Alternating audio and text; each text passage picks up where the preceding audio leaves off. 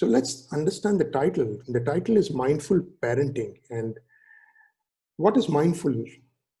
And I'm just kind of bringing in this context. We all understand English very much, but it's important to sometimes go back to the basics and see what we really are talking about. So mindful is being aware or conscious of. And parenting is the activity of bringing up a child as a parent. Pretty straightforward, but let's understand this a little bit more, saying that what is a parent? So parent is a person who gives birth to, adopts to, or, and raises a child. And what is a child? A child is an offspring from the time of birth until he or she becomes an adult. Now, these are all dictionary meaning, and I'm just trying to kind of see where is this all leading to.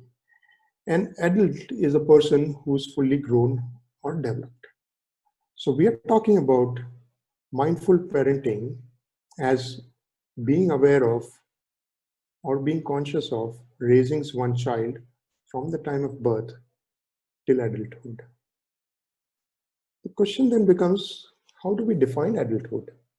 I mean, is it when they attain puberty, they become adult? Is it when they achieve the legal age of being defined as an adult, they become adult? There are biological definitions, there are physiological definitions of being an adult, and all of that are there. So here's an invitation to consider this. I mean, even though adult is defined as someone from a textbook, as someone who has attained sexual maturity and physically developed, the brain, especially the part of the brain called the prefrontal cortex, is usually developed around the mid-20s of an individual. So we are not fully developed yet till the time we become 25, 26, well within our mid-20s. So the age just before being fully developed as an adult is called adolescence, and teens is just one aspect of adolescence. I mean, it's a very useful term to kind of use it because 13, 14, 15, 16, so we call that the teens, as we all know, and it goes up to 19. But just when the person becomes 20 doesn't mean that the whole teenager aspect kind of completely reduces. Yes, most of it reduces, but there are certain aspects which continue. So let's just understand that there is a developmental aspect of the brain in a growing child, which continues till the mid-20s. And we need to kind of acknowledge that, and we need to consider that when we treat our children, either as adults or as children.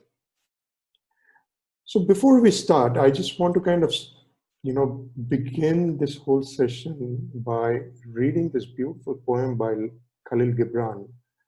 And this poem has become my lifelong guide to parenting.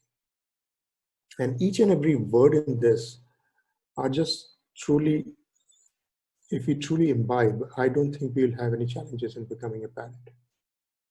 And let me read it out aloud to you, and let's just also, if possible, have a little chat about understanding what we understood through this poem. I'm sure many of you would have read it, but let me just go ahead and read it out. So your children are not your children. They are the sons and daughters of life's longing for itself. They come through you, but not from you. And though they are with you, yet they belong not to you. You may give them your love, but not your thoughts, for they have their own thoughts. You may house their bodies, but not their souls, for the souls dwell in the house of tomorrow, which you cannot visit, not even in your dreams.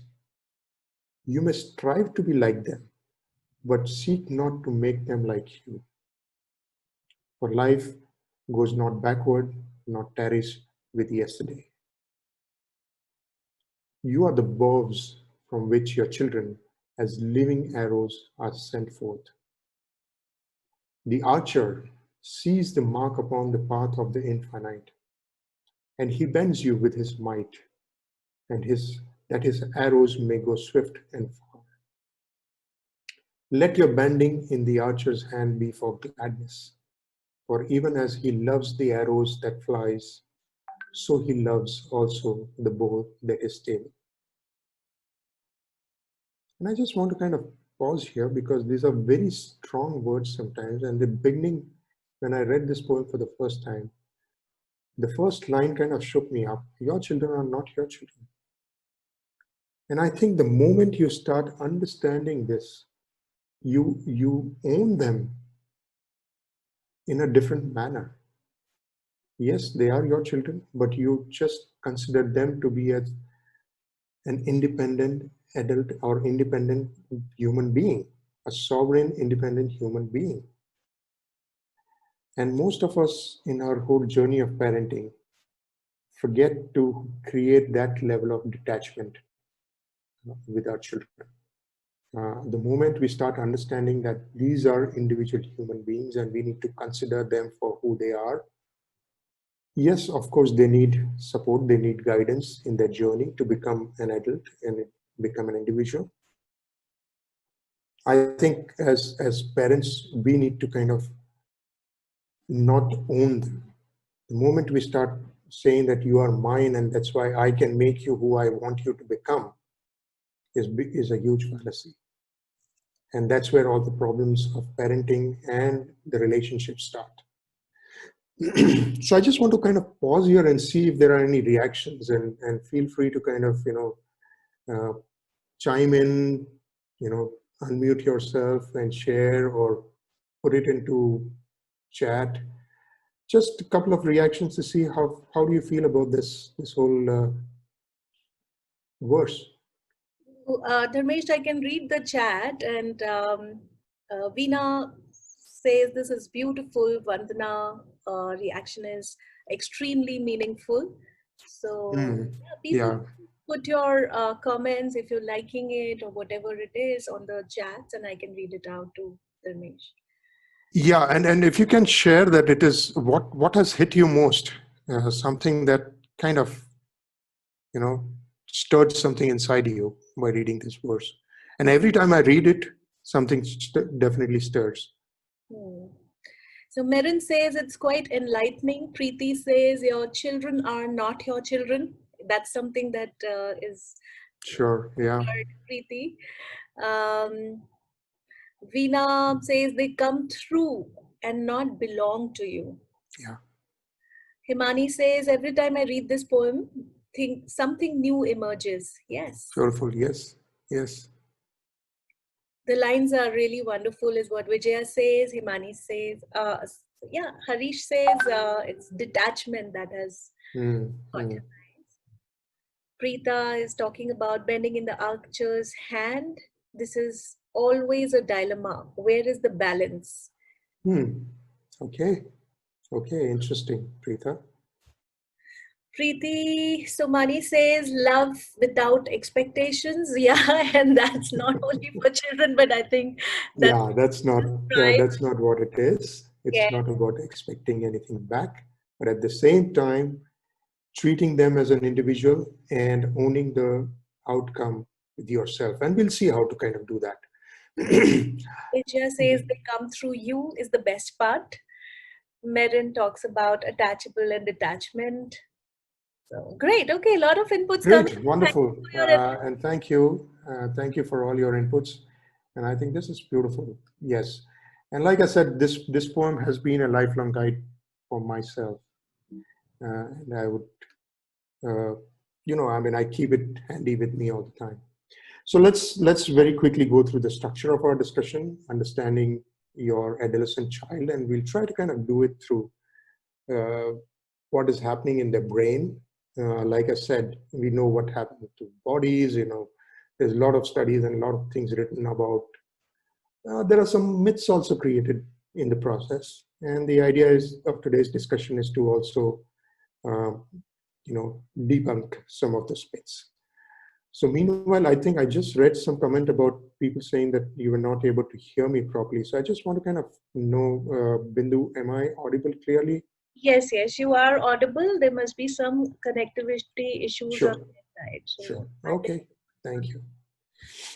All right, so we'll understand the adolescent child, we'll understand the development of the brain, which actually is preparing the child for the adulthood.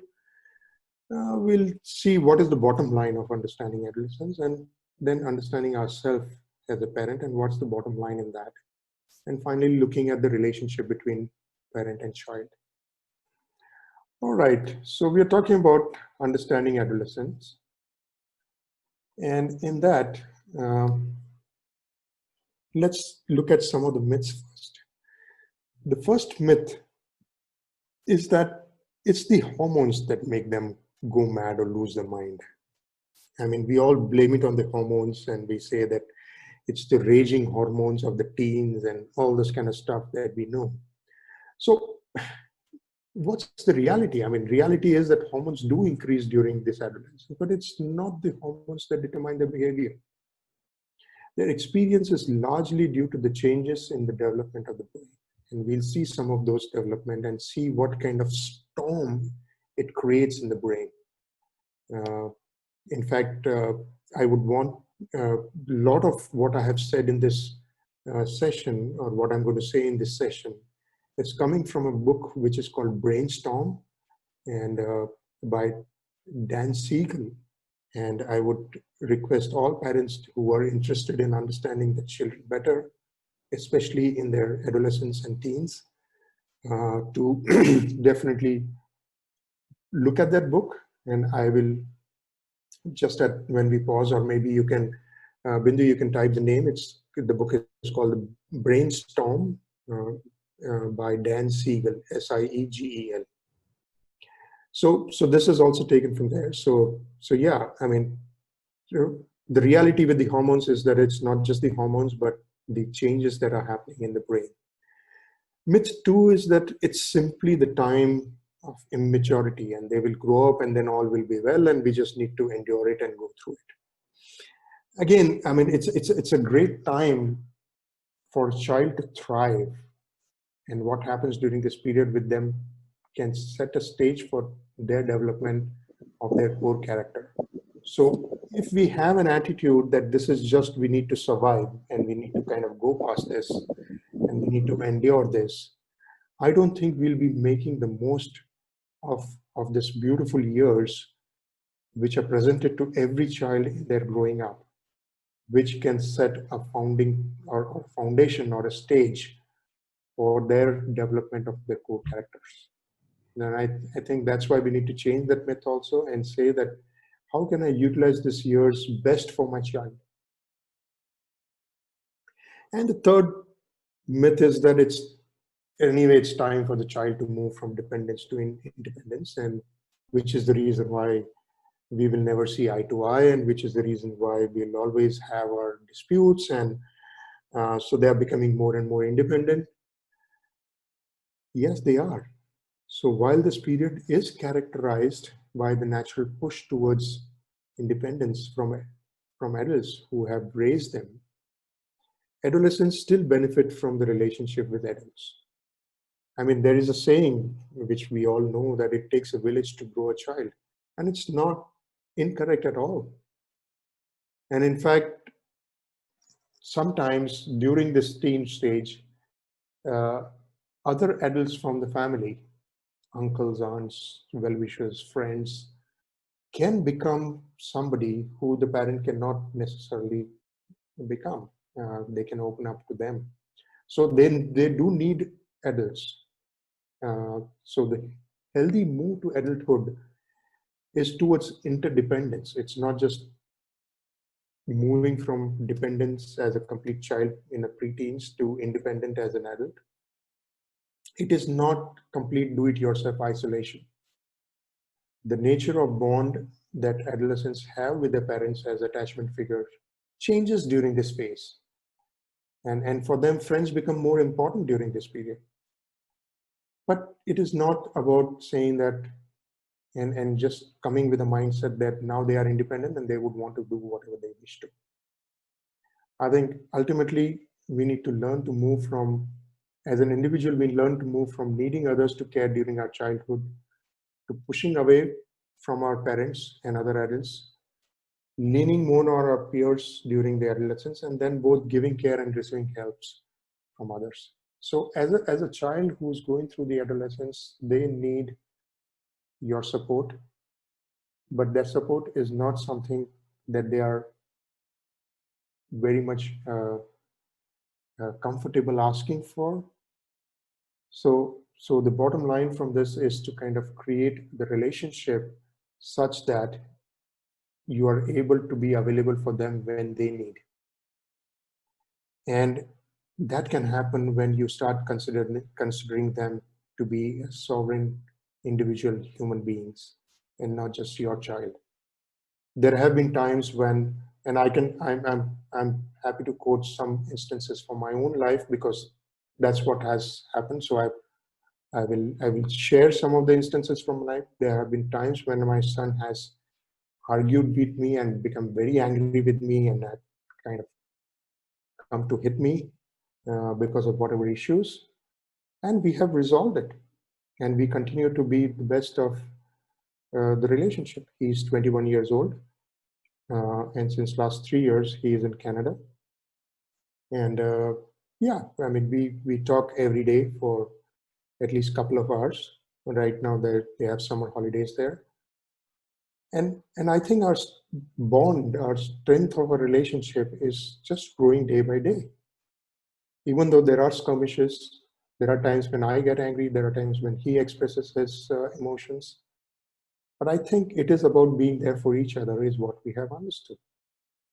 So I think the relationship that we create, and we'll touch upon it towards the end also again. So just to kind of debar or debunk the myth that it's not about moving from dependence to independence, but it's also about interdependence. All right. So are there any questions that I need to kind of look at right now, or things are good and we can continue, Bindu?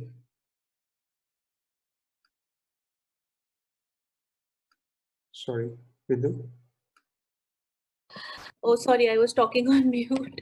No questions as of now. I think one very interesting thing that Himani shared was that every kid is one adult away from being a success story. I totally loved it. And that's really beautiful. And perhaps that one adult can be you. Absolutely. And what's stopping you to be that one adult? Yeah. Yeah. Beautiful, beautiful, Himani. Thank you for sharing that. Okay, so moving on, let's just understand the brain of the adolescent.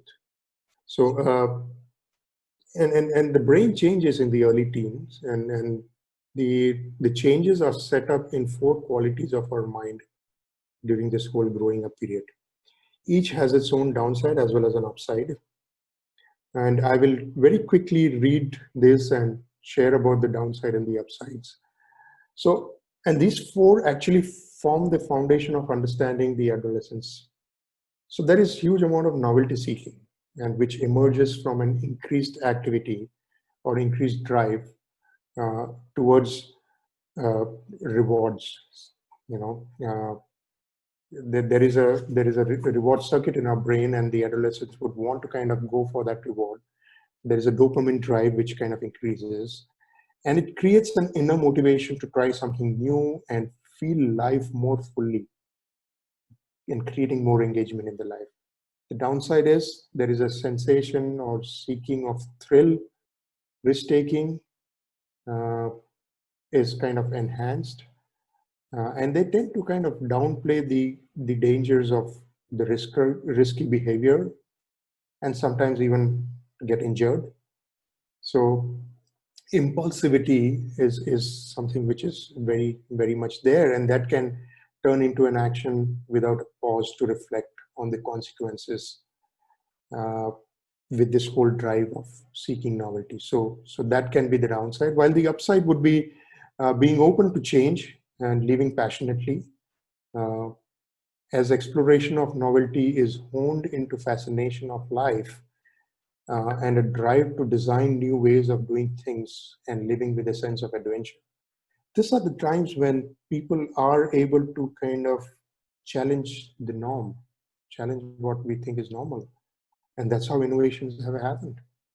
It is this young people who have taken the risk and created and challenged the status quo of many things, and they continue to do so.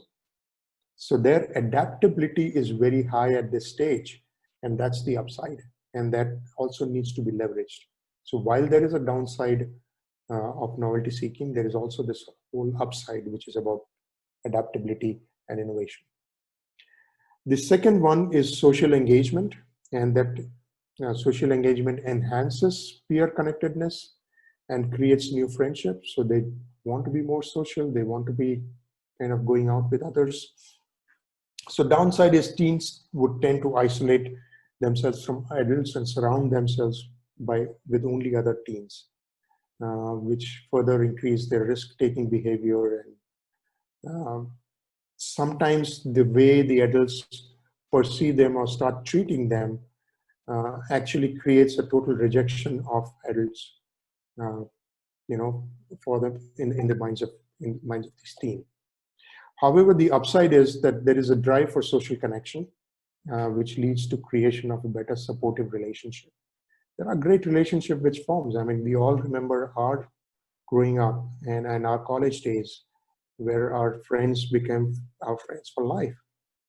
So there is definitely this whole aspect of social connectedness that can be leveraged, and that could be an upside. There is increased emotional intensity in order to give enhanced vitality to life, because the emotions are also developing. The downside, of course, is intense emotion. They may rule the day, leading to impulsivity, moodiness, extreme, sometimes helpful and unhealthy, reactivity. All those things will be there. Whereas at the same time, the upside is life, which is lived with emotional intensity, can be filled with energy and sense of vital drive that give an exuberance and zest for being alive on this planet. So I would not want to see a teenager or an adolescent or even an adult who's not having that emotional vitality. Emotions are an important aspect of our life, and we just don't need to allow them to drive us, but we can use them. And the final one is about creative exploration with an expanded sense of awareness and consciousness. And adolescents, new conceptual thinking, abstract reasoning, out-of-the-box strategy, all of that starts to happen. Again, downside would be that searching for meaning in life early during the teens can lead to a crisis of identity, vulnerability to be under peer pressure, and lack of direction. While the upside, it can hold thinking and imagining in perceiving the world in many different ways through exploring their creativity.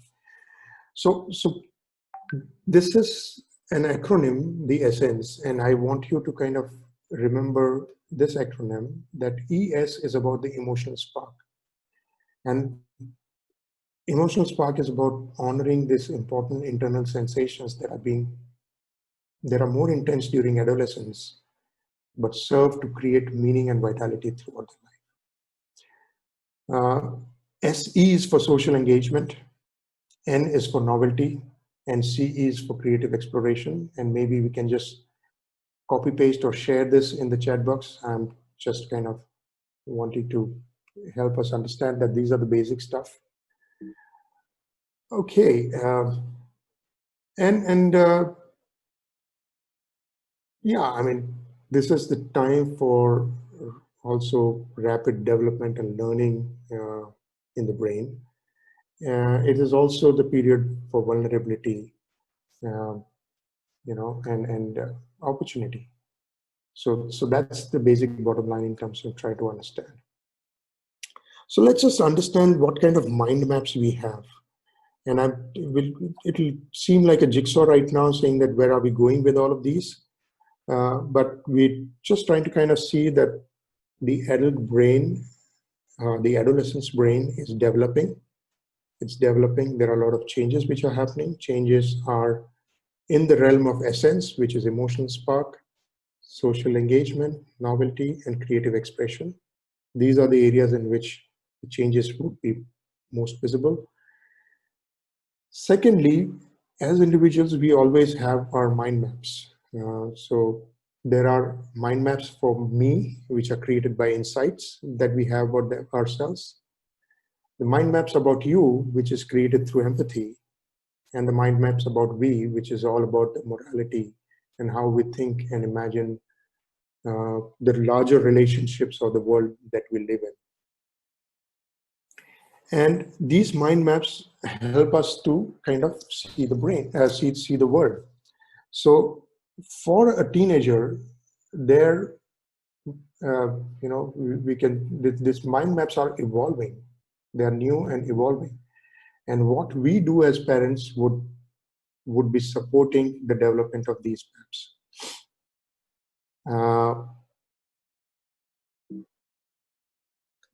Okay, yeah, so this was not coming on, sorry. So the more we grow our ability to make these mind maps of me, you, and we, the freer and fuller and more flexible our lives will be. An important aspect of our journey during adolescence is to develop a more intricate way of understanding ourselves and others. And that kind of is an important view. So what's the bottom line? Where are we getting with all of these? So bottom line is that this is a tough period for them. There's a lot going within them, which are new and often intense. How they go through this phase is crucial in developing their characters and their way of life that they would live. It's not just about surviving this phase, but it's about thriving. There's a natural tendency to push away from dependence as they explore independence. Yet they also need support and guidance as they navigate this crucial period. The way we parent, understand them and behave is also very, very crucial and critical. So let's just get into the next phase, saying that having understood this, and I just want to kind of pause here and just share some more stuff which tends to happen in the brain, which I have not put here, but I just want to kind of bring about in, is that literally there is a storm going on in the brain of the adolescents, not just from the thinking, but the way the neural connections are happening. And there is this whole effort of changing things in the brain, wherein certain maps are getting more strengthened through creation of a myelin sheath between the neurons, which makes them more opinionated. And at the same time, there are certain things which they have not used, some connections that they have not used are getting pruned. So you suddenly find them that, their interest changing. Sometimes as a teenager, you find them to be very much into sports, and suddenly they lose all interest into sport. And then they start getting into reading, or they start getting into music or something else. So there is a lot of these changes which are happening at the brain structural level, which are also very, very important. And it's not an easy time to be a teenager, is what I want you to all take home from this.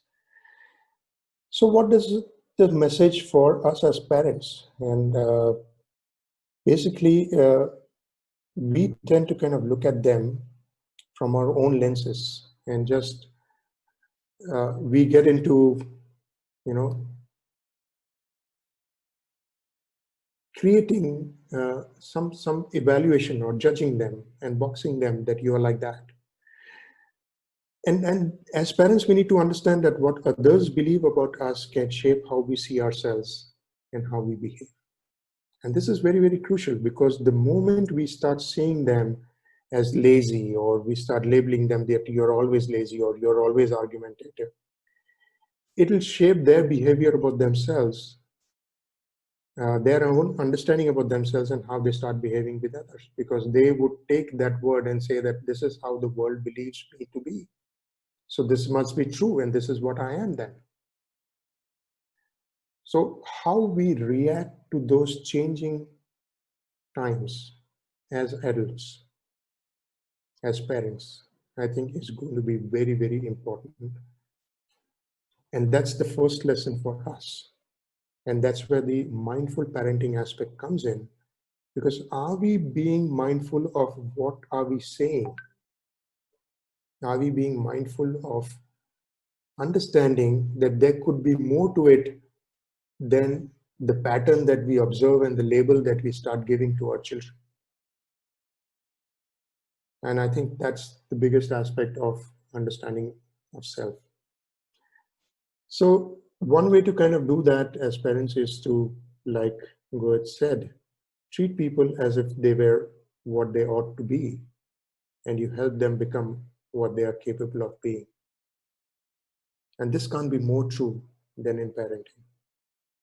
If you start treating your children as they ought to be and support them and help them in becoming what they are capable of, rather than labeling them, judging them, evaluating them, assessing them, boxing them into different categories, into different mindsets, I think we are doing injustice to their growing up. And many times we do understand that we may have created that. We do understand our responsibility as parents. And hence, when the children don't turn up the way we wish them to, we feel offended with ourselves. And that makes us angry about ourselves.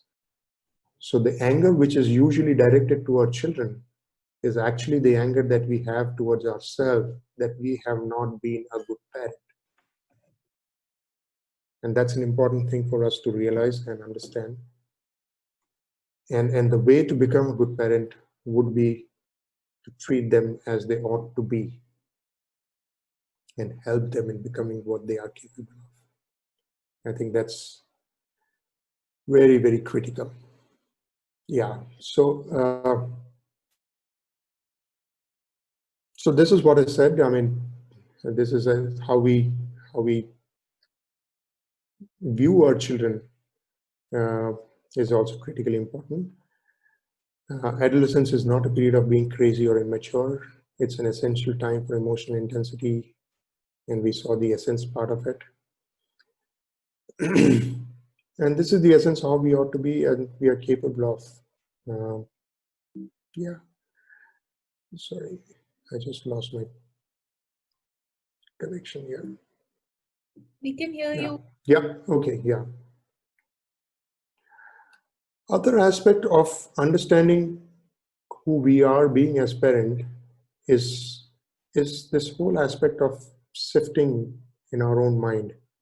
And I want you to kind of just experience this for a moment very clearly. Just, I invite you to close your eyes and simply ask yourself this SIFT, which is, what am I sensing right now in my own body? Take a moment and just see what are you sensing in your own body. What images are coming up in your own body, in your mind's eye. So for me, I'm sensing certain nervousness because are we going on time?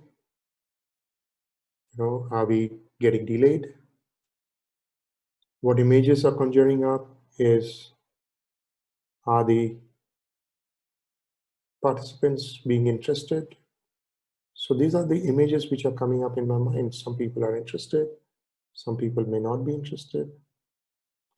What are the feelings inside me? That feelings makes me feel that, yeah, maybe there's something else that needs to be done here. And I need to perhaps slow down. What are the thoughts that are streaming to my awareness? Yeah, that I need to slow down and do something different. So a moment where you are able to, when you are in your interaction with your child, it is important for you to kind of go through this SIFT and see what are you sensing, what is happening to you, is what is happening, what kind of image are you creating about yourself and for the others, what is the kind of feeling that is happening, and what thoughts are streaming through your awareness at this point in time. And that's the way to kind of use uh, to create your own mind maps about the others. So just as the teens have their mind maps, we adults also have our own mind maps, and how we see the outer world is not really through just the physical side, but through our mind maps. And at times we see our children too with these maps and evaluate and judge them. And that's the bottom line of this. So do we expect our children to have the same mind maps as us? And I think that's where we need to pause as adults and see what needs to be done. Perhaps we need to increase our empathy, understand them for who they are and what's happening to them. Read, ask, be curious, but don't form judgments.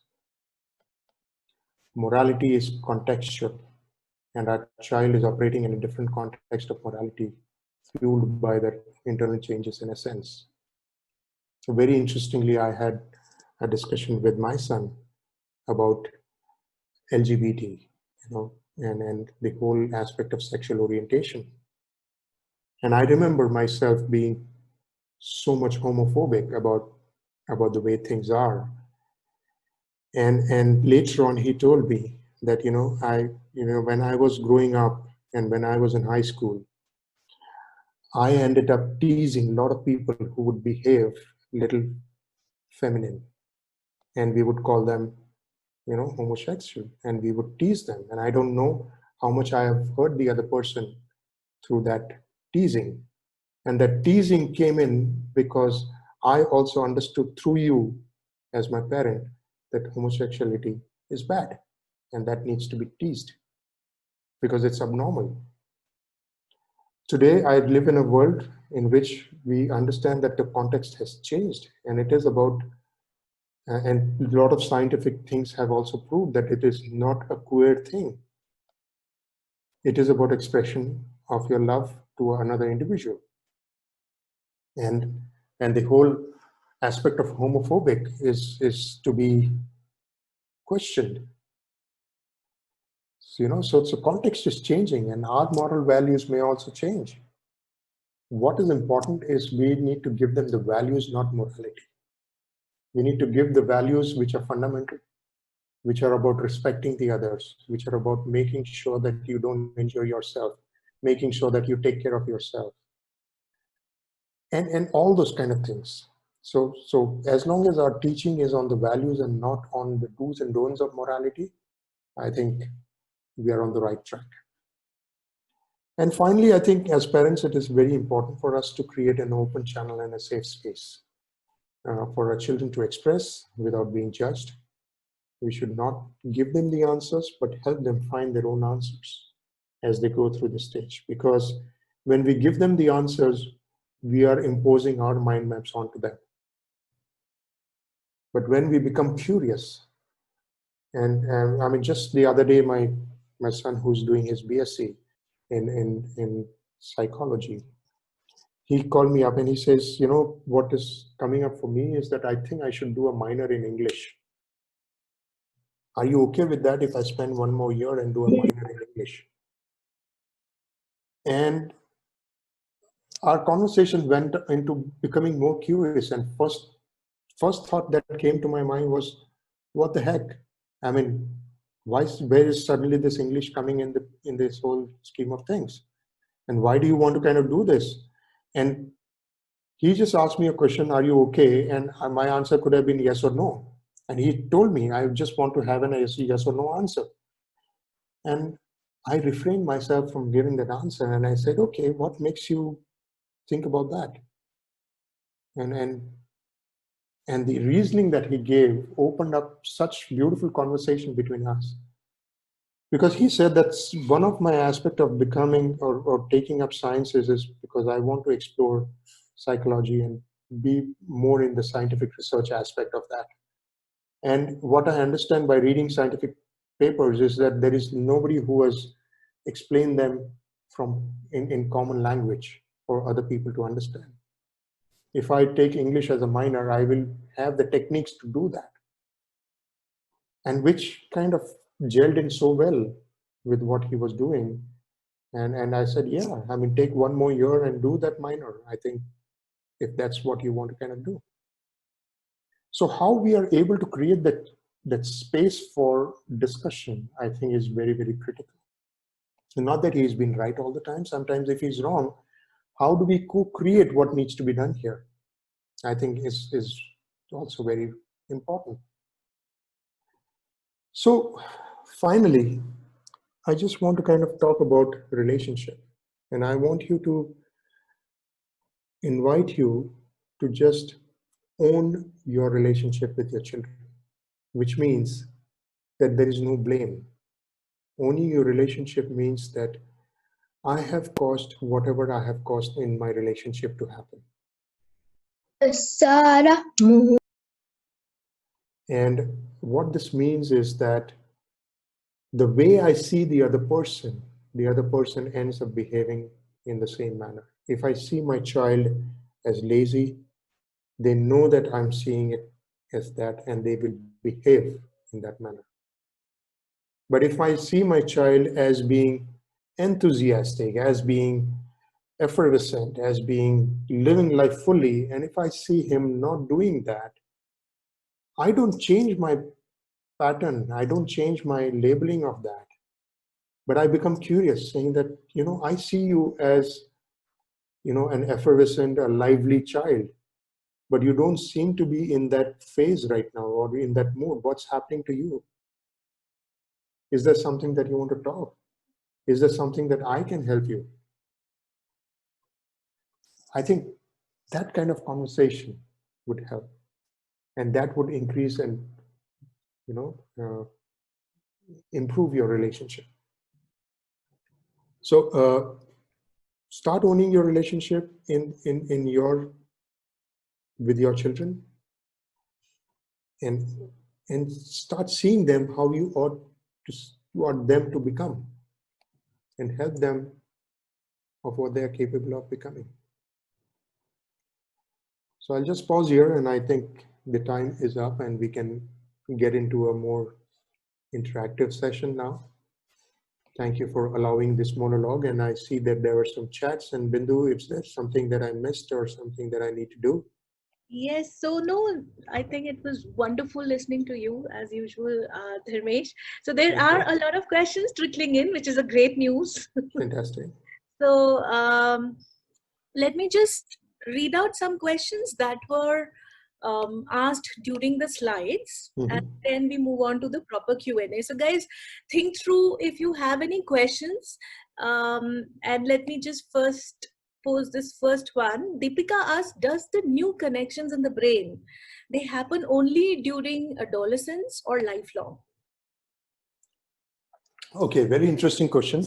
There is a whole aspect of brain plasticity, and the new connections keep happening lifelong. But there are certain things which happen during the adolescence, and that is all about the integration of the brain, integration between the limbic system, which is the emotional seat of the brain, and the prefrontal cortex, which is also known as the neocortex, which is the mammalian brain, and the integration of that tends to start happening only during the adolescence phase. So there are other development which keeps happening as we grow, and the integration keeps strengthening. But it's important to understand that for an adolescent, when these things are happening, they are not aware, and all these things are new for them, and they are not able to deal with that. As adults, sometimes when we are sitting with something that makes us uncomfortable, we know how to deal with it. we have gotten an experience, we have some kind of a experience to kind of fall back on and say that, okay, there are certain things which are making me uncomfortable. Let me sit with it. Let me think about it. Let me ask somebody. For a child, they don't even know what's happening for them. So that's the difference. So you're right that changes keep happening, but the intensity of the changes are much more heightened, and they are all new, and they are first time for them, and hence they need much more help in understanding. Great. Thank you, Deepika. Hope you got your answer, but that was a good question. It opened up a lot for us as well. So that's what questions do. So think about some questions. But one thing that you remember while you are asking the question is that let your questions be about you as a parent and not about the child, because it is you who are here in the room and not them. So, as a parent, if you are undergoing something and you want to ask him, please feel free. Now, before we even move on to the Q&A, I also want to let you know that there are 2-3 ways in which we at New Code Talent have decided to help in this realm, which is about, if you need any kind of personal coaching around parenting, you reach out to me, and we will ensure that you get some help, some support if you have some specific questions. There is a book that we have revealed today. Harish, will be great if you could share the link with everyone on the chat. This is a very small guidebook. Now, while we are talking about how we treat them as they ought to be, or what are you being as a parent, what are certain actions on the ground that you can take to be an effective parent and have that kind of create or recreate your bond with your children. So there are loads of questions that are answered in that book. So if you want, please feel free to download it from Kindle. This is book called Mindful Parenting. This session was a prelude to this book because it gives you more depth on the subject. Why have we even written it? And it's now will be easier for you to look at it and look at those small little things that you're going through. Say, what do I do if my child is getting bullied? What do I do if my child is bullying someone, or they are not agreeing to something? So for each age bracket, we have some of those generic actions or guidelines that can help you just understand what's the right thing, or what could be some of the options that you could use. So that's about it. And then we have the Positive Light support group. If you are not there, then feel free to message here and we'll add you. But we have a very, very vibrant, yes, I think most of the people on the call are from Positive Lights group. Hope you guys are enjoying the session, and very, very nice to have you here. So people who are not on Positive Lights, let me know. We have a support group. We I can't even explain, but that's like our soul every day gets enlightened with the group. So if you want to be part of it, let us know. Now let us quickly get into the question answer round. And Dharmesh, Yeah, I could see there are a lot of questions, and do you want to kind of take it from the top, and do you want to bring them out? Yes. The next question is from Mr. Singh, who's asking, what is the contribution of parenting, schooling, peer group, aspirational individuals on a child's life? So what is the, sorry, come again? What is the contribution of parenting, schooling, peer group, and aspirational individuals that he meets? What is their contribution in the child's life? So each of these aspects are different, because the schooling, of course, as we know, is more about the education part of it. But there are other aspects of social engagement that kind of happens in the schooling. Peer group is all about what they tend to kind of learn, from their peers. So what is healthy for us as parents is to inculcate in them a choice in terms of what kind of peer group they choose to be in. Because the peer pressure would have a huge influence during the adolescent growing up stage. And the choice of what group do you wish to be in has to be inculcated at home. And if you allow that channel of communication, I think the child will be able to come and share what's happening, in their peer group. And you need to kind of sense, and you can even provide them the guidance and not reprimanding them, saying that I saw you with this particular child who I also saw smoking, and I know their parents and they come from a very bad family, and I don't want you to be friends with them. I think that's coming down very heavily. Instead, if you sit down with your child and you share with them, saying that your own life story as to how peer groups and the quality of your peer influenced your life, and let them also say that what is the life that you want to create, and hence the choice is up to you to create the right kind of peer group. So each of them have their own set of contribution. So I don't know if that is answering the question, or was it something different? I think that is something which adds a lot more insight. Be it anyone your child is with, one, the communication channel has to be open around what is the. Absolutely. And second thing that I take away is that if we feel that it's not the right direction, then rather than getting the authoritarian parent out of us, let's get into that mode of storytelling way of coaching or some other techniques that you can use. Yeah, and I just want to kind of emphasize here and just call out that it is not that we should not present our views to them.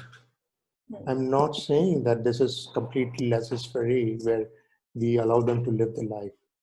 I think it is about allowing that openness for them to express, and then a dialogue which helps them take a choice, saying that, is this what is going to you think is going to make you happy? Is this what you want to, I mean, I had a discussion with my son when he tried his weed for the first time when he was in Canada. And it's that kind of an openness that, he came across and he said, yesterday I tried weed and it was funny feeling, and this is what happened to me. I just wanted to experiment and I just wanted to see what happens. I don't think it is bad, yet at the same time I can assure you that this will never happen again, because I don't want to get into, I know it could be considered as a gateway drug, and I don't want to kind of get pulled into this. So it was a novelty thing, something that I wanted to do. I tried it. And this was at the phase some couple of years back when Canada started making weed legal. And that's how he kind of, there was this peer pressure which is coming in. So basically what I understand from you, Dharmesh, and I think I remember having this conversation with you as well. It's more about, when the first time a child comes to share with you, how you react to it Absolutely. will Absolutely. determine whether the child will come back next time or not. So being authoritarian, this time he'll understand, but next time he's not going to come back to you. Being an advisory parent, of course, it's not something that teenagers want, direct advices down their throats. So yeah, I think mindful parenting also comes from the fact that can we also accept that they have done something and then move on and hold on to our reactions. I think that's a big Yeah, thing. very true. And thank you for bringing that perspective in, Bindu. What question that would perhaps come up is that, is everything lost because, my relationship is currently not very hunky-dory? And the answer is no. I mean, you can be vulnerable to your child and say that perhaps I may not have been the right kind of a parent. I may have been coming with this kind of authoritative approach, a very reprimanding approach. And I want to redeem that. It may be difficult, but I want to be with you, and I want you to help me and develop this relationship better. And I'm sure any child would be more than happy to do that, provided you stick to your promise. The moment you slip back into your previous mode and you react, they will say, nah, this is just a moody thing. Sometimes you want to come and say this, but inherently you don't want to change. Consistency. And I think those senses are very, very sharp. I think a related question that we have from Saurabh is that how do we get teenage boys to open up to share more, as they tend to be more reserved and less communicative? Yes. So not to push them, but to just provide the invitation. Say frequently that I see that you are quite reserved, and it's okay. It's your choice. But I just want to kind of share with you that I, as a parent, I'm not going to be judgmental. I'm not going to be evaluative. At the same time, I'm available because I understand you. So whenever you wish to share something, please feel free to do so. Please ask for, I mean, if I sense, I will ask you. But if you say no, I will leave you. And if I'll keep asking you, because I'll keep sensing that there could be times that you may need some help.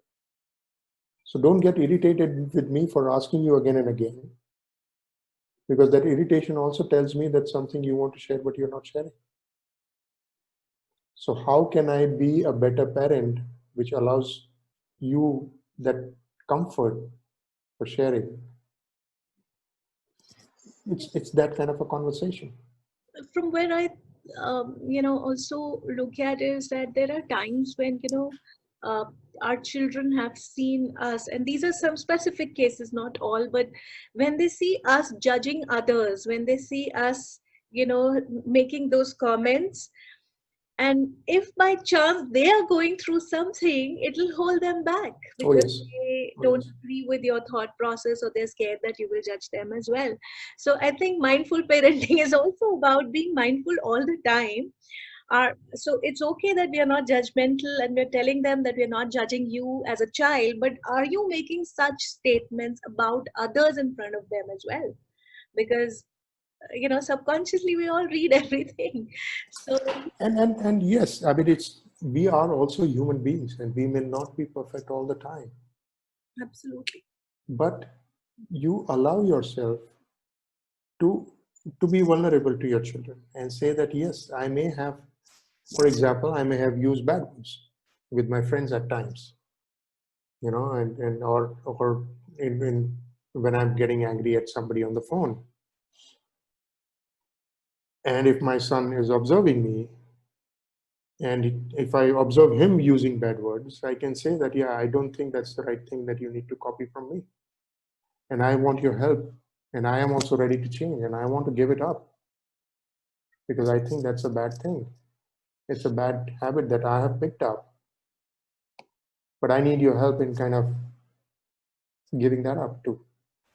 So basically, an open, vulnerable relationship where they Absolutely. are The more contract. vulnerable you are as a parent to them, the more closer you will become in that relationship. Then there are some fears, Dharmesh, that what if they take advantage of our vulnerability, and that's not only for parents and And teachers. I express that fear as a vulnerability also, saying that I'm being very vulnerable to you, and I'm sharing all of these with you. And I'm also fearful at the same time that you may misuse that. So sometimes you do share that fear also. And I want you to tell me and give me an assurance that you will not misuse. So voicing out what you are feeling. Voicing out what you're feeling. And I think one merit to that is also that they will also then voice out what they are feeling. Absolutely. That, Absolutely. that opens up the communication challenge, no matter how. Sometimes we as parents ourselves are not comfortable with vulnerabilities. And that is the big thing, because how we see ourselves, I think there is this whole aspect of who we are and who we think we are. And who we think we are in different roles is different. And we create an image of ourselves in different roles. I'm this kind of an executive. I'm this kind of a society person. I'm this kind of a parent. I'm this kind of a boss. I'm this kind of a child with my own parents. And each of this role would have its own definition for us, and we want to play that. And I think it's important for us to distinguish between that coat or that shirt of that personality that we need to adopt to versus who we really are. And the more we align ourselves to who we really are, I think the more easy it is for us to share and to be open with our vulnerability. Excellent. And it is actually about being courageous to be vulnerable. It takes a lot of courage to be vulnerable. And that courage comes from being very clear of who you are. Okay, so let's move on to the next question. Now, this is from Namita. There are two questions from that side. I would like to know how much space a parent needs to give to the child and not be intruding, but still be in the knowing of what their child is doing. Sure. And Yeah. where is that balance? Yeah. So where is that balance? And I think and I was just reflecting as to how I created that kind of balance and understanding. Is to allow the child saying that, okay, I'm asking this to you. Now, if you feel that I'm intruding, you let me know. At the same time, if you still feel that I'm intruding, I will also let you know why this is important to me. So there were times when I used to ask him what's happening with your studies and how much have you finished? And he says, this is not helping me.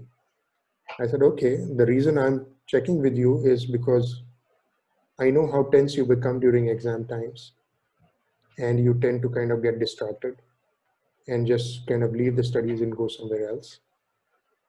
And it is important for me to see that if I can be of help. So you can reject me as being intruding, but my intention out here is to help you and see if that is going to help you and you want to take that help. And if you still feel that I'm intruding and it's not helping, let's discuss that. Tell me how. And I will back off if it is logical and if it is there. But let's get into a dialogue. And let's not just, so I'm also accepting that I'm able to change. At the same time, I want you to accept it, that you're also sharing it on the basis of some true ground realities which are going to help you. So you said there were two questions. So Yes. Is the other one which is leading from that? Or? The thought that I got into, and thank you for bringing me out. But what I got into the thought was that it always, and what's coming out to be the rock bottom is the openness and the communication. Absolutely. And ability to be vulnerable with your kid and building that relationship from there. And I want to keep reiterating this fact with all of you, because that has been the biggest realization for me as a parent, is that the more I got comfortable with who I am, the more it was okay for me to become vulnerable and open. Great. And this is not about just parenting journey. This is about your own inward journey also. Sure. Second question is how to guide a grown-up teen without coming across as being lectured and not being understood. They don't like being told. Sorry? They don't like being told. So how else can we guide them? Yeah, so nobody likes being told. I mean, that is very true. Everybody values their independence. So I think we've kind of touched upon that, saying that, so, I mean, there could be many instances where you want to tell them something. And so I'm struggling to kind of find a more relevant one. But anything, even stupid thing, like yesterday there was some issue with the bank transfer of foreign exchange that I had done for him. And I told him that, why don't you go to the bank and do this? And he says, no, I'll call them up. And there was a part of me which got angry, saying that I'm telling you to go to the bank and you're saying that you're going to call them up. So I just said that, and then I paused and I said, I'm sorry, I kind of, told you to do, but I want this to get solved. If you think phone is the best way, please do it. But in the past, we have known that the phone will go to the call center and they don't have all the answers. Whereas if you go to the bank branch, you will get all the answers. So I leave the choice up to you. So I have also told them where I was coming from and why I was telling what I was telling. And that allowed the discussion to open up. And he said, okay, I get you. And I think it's critical. Maybe I'll just take out some time in the afternoon and go to the bank. Of course, nobody likes to be told. And there was a bit of a riff which happened. It says that I told you that I'm going to call them up. And I said, no, but I want you to go there. Two things that I pick up from what you're saying, Dharmesh, is that one, even if you have to tell, it is important to tell them your intent and not really The why. push it through their throat. It's just that this is where I'm coming from. Now it's a choice to you whether you want to take it or not take it. So basically, advising as in a way that not expecting them to do it. If they don't do it, that's also okay. But then I have given you my point. Now you consider and see what you want to do. Is that what you're saying? Absolutely. And I think what is reminding me of is the golden circles of why, what, and how. And we always tell people what to do and how to do, but we don't tell our children why we are asking you to do what we are telling and how. So say why, say what, and discuss what other options are there. And even on the how, if you are allowing that person, the other individual and your children, your child, to figure out how she or he wants to kind of do it differently. So what was important in this example of that bank was that certain queries to be resolved. Now, I said what needs to be done, saying that you need to go to the bank, and I was also getting into the how part of it. And there was a difference in his how. And the moment we connected back to the why, I think the alignment happened. So I think it is important not just always catch yourself saying that, are you just on the what and how? And are you also telling the why? And what people resist the most is the how. I'm telling you to do this, do it this way. At 1 o'clock after your lunch, take a bus, go there, do this. That's like that's a how. Too much of stifling. That point. Tell them why, and then we can discuss how. And my how could be very different than my based. Absolutely. Right.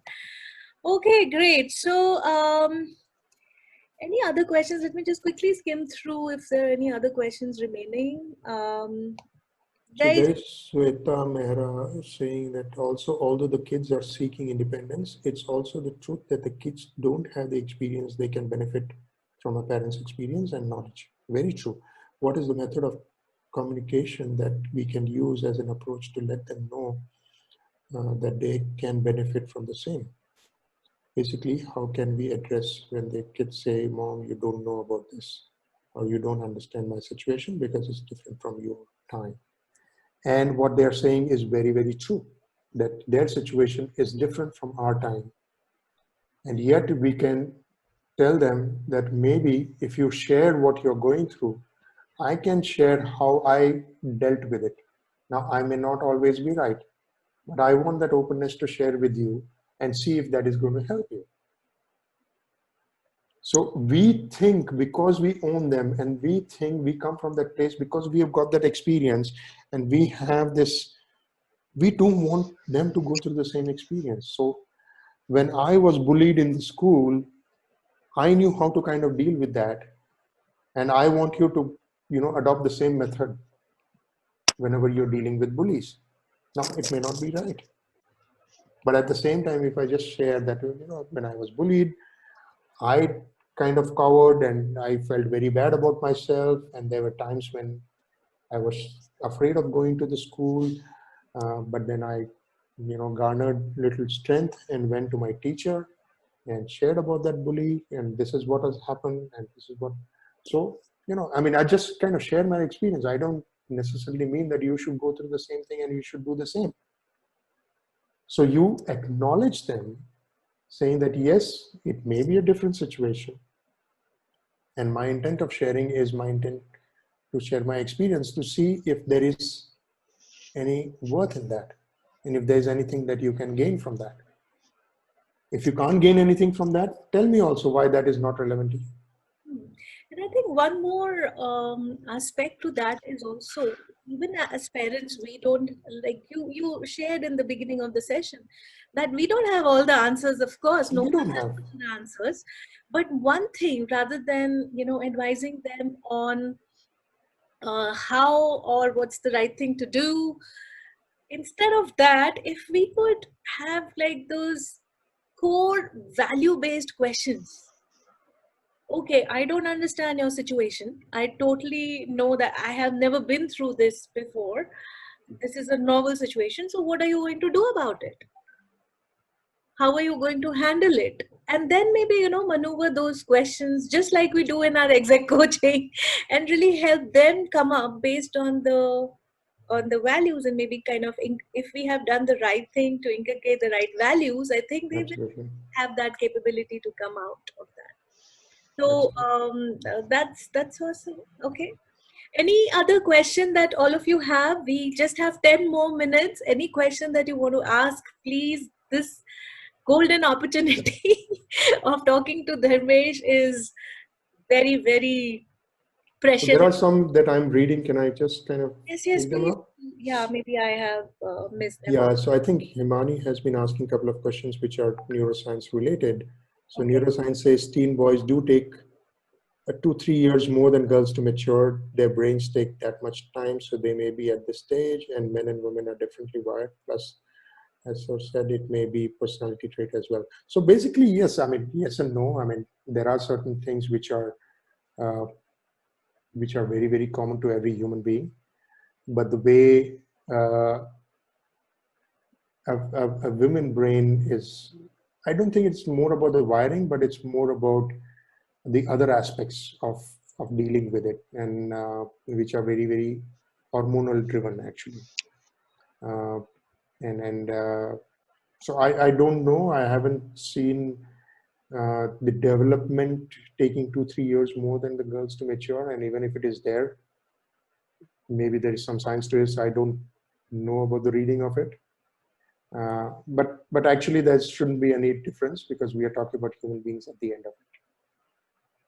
Yes, as the emotions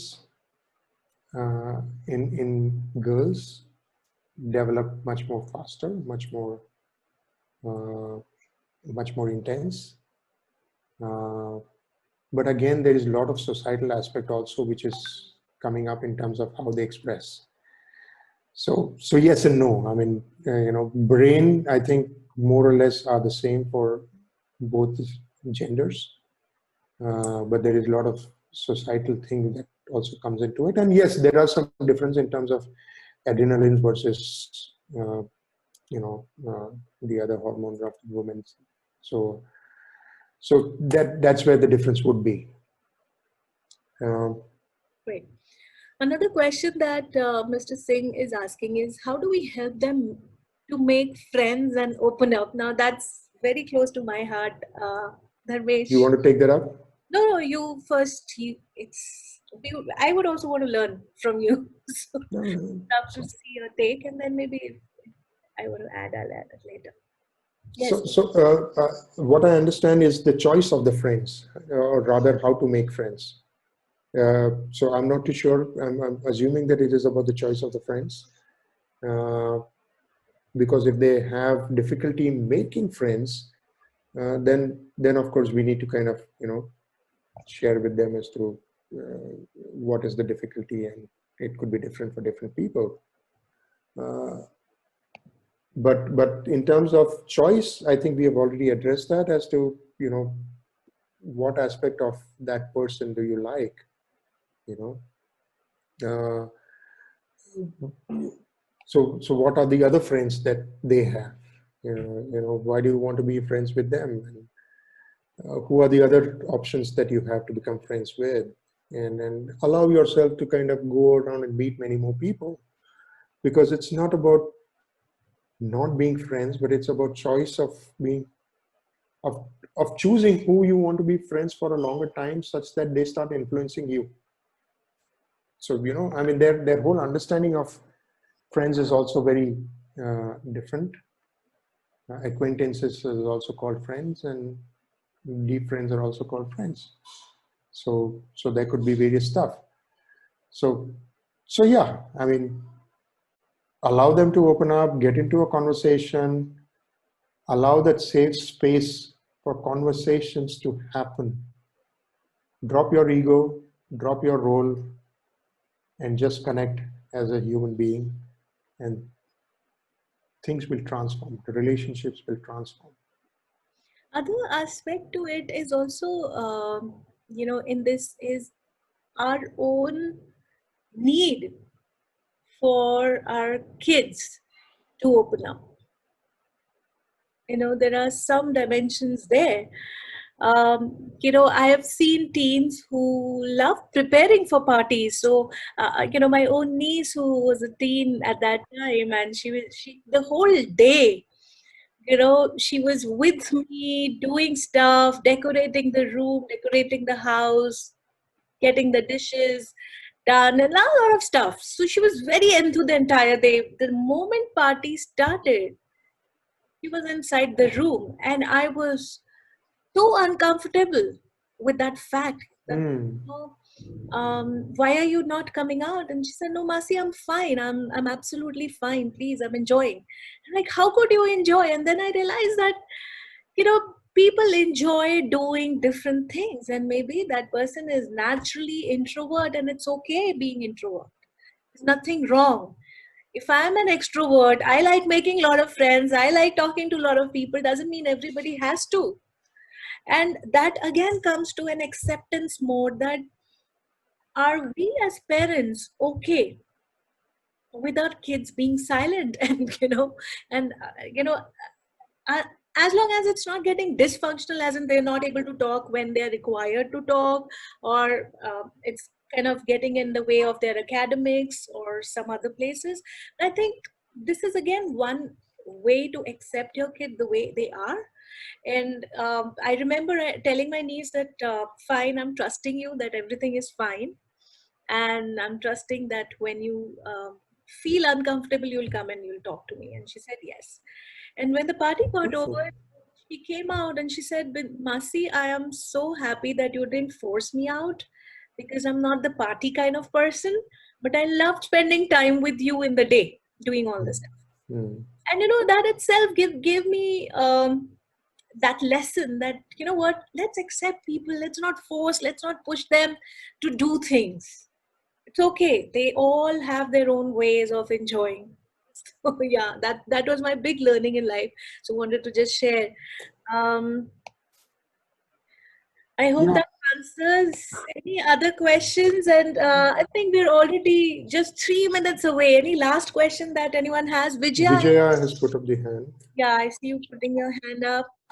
and so is Him's Precious. Yes, Good Vijaya. afternoon, Dharmesh sir. Good I've been afternoon, just Vijaya. understand how do we decide as to or the adolescent that we are talking about is taking a decision which is not really correct. We understand it's not correct. We are not able to make him understand, and he would not budge from there. In that case, would you leave him to say that, okay, fine, take your decision and hurt yourself on this? Or would you stop? If you have to stop, how would you stop? Yeah, so there would be rash decisions sometimes, and the rashness is subjective, that we feel that it is rash. So, for example, if my son wants to kind of go for a hike in winter. And I would say that that's dangerous. And I know that it is dangerous. And he doesn't know. And that's what I hear you saying, right? I know that it is dangerous, but he's not willing to kind of listen that it is not dangerous. And he still wants to kind of go. How do I allow him? I think the important aspect there is to bring that, how can you assure me that you're going to be safe? I'm coming with my fear that mountains are dangerous times. Winter is a dangerous time. There's a lot of snow. There could be, landslide. There could be, you could get hurt. You could get lost. And these are all the concerns which are coming up for me. Now, they may not be right because they are coming from my own experience or my lack of experience. I've never been on a mountain in snow, and I'm just making this all up through my own thinking. And I'm getting caught with that, and I'm feeling that that's the most dangerous thing to kind of do. So acceptance that we and our thinking and our decisions can also be wrong. They need not always be the right thing for everyone. So get into a dialogue and say what you are more concerned about. I'm more concerned about your safety. I'm more concerned about, I think you mentioned injury. So I'm more concerned about your health, well-being, and safety. So if you still want to kind of do it, you need to kind of assure me how you're going to manage that.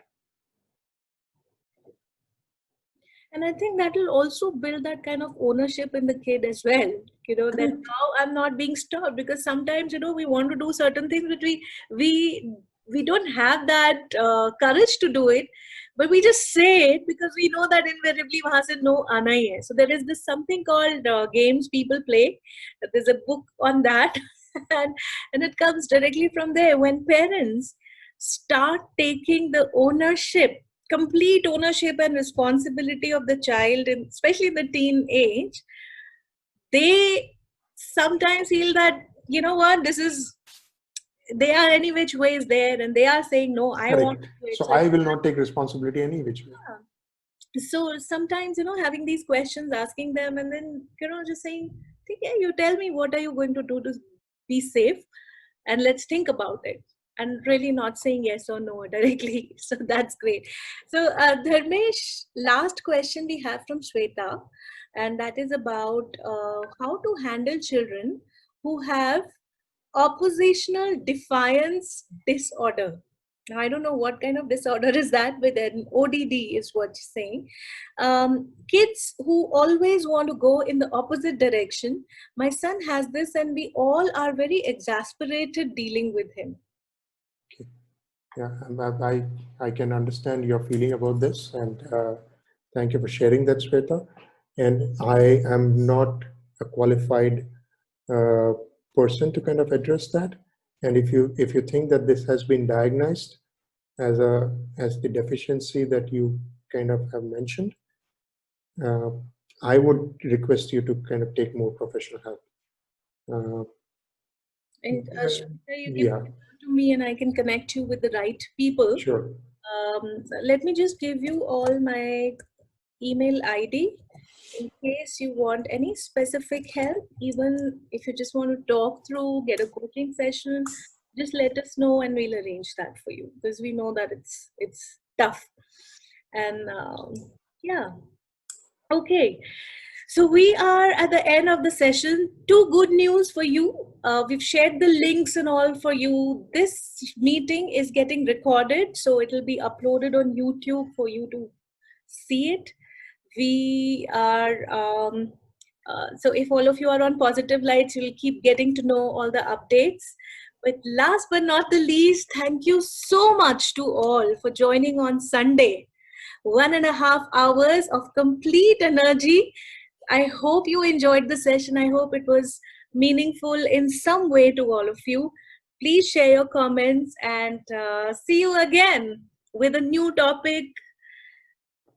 Thank you. Bye-bye. Thank you, Bindu, for this opportunity, and thank you, everyone.